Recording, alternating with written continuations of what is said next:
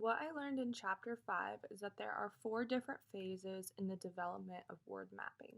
The first phase is pre-alphabetic phase, which is when the child is in preschool or kindergarten and they don't know any of their letters, but they use visual cues to help them decode the words, such as look, there are 2 O's, which they could refer to as eyes in the picture, so they would be able to visually see the word and not know the letters, but they'd be able to pick up on what it was just based off of what they visually see.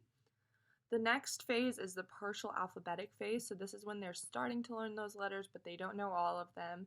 So they'd be able to pick up on maybe the first syllable or the last syllable, but not the middle or the entire thing. The second phase is the full alphabetic phase. This is when they know all of their letters and they'd be able to decode a single syllabic word, such as cat. They'd be able to go k, at.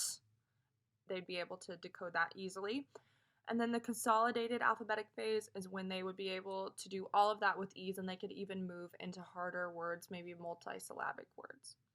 So for the word mapping strategy that I would do with my kids is the backwards decoding.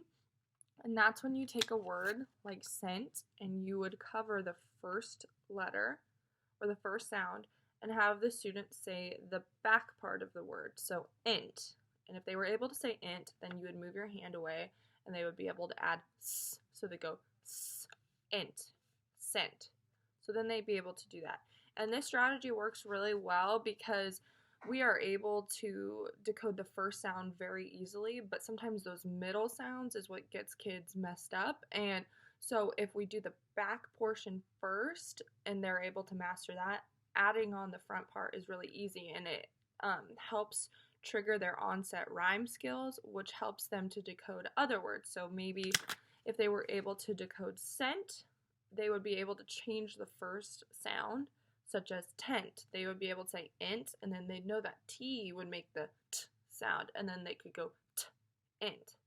So it's just expanding their vocabulary and their fluency by doing most of the back end work first so that the front part is the easiest.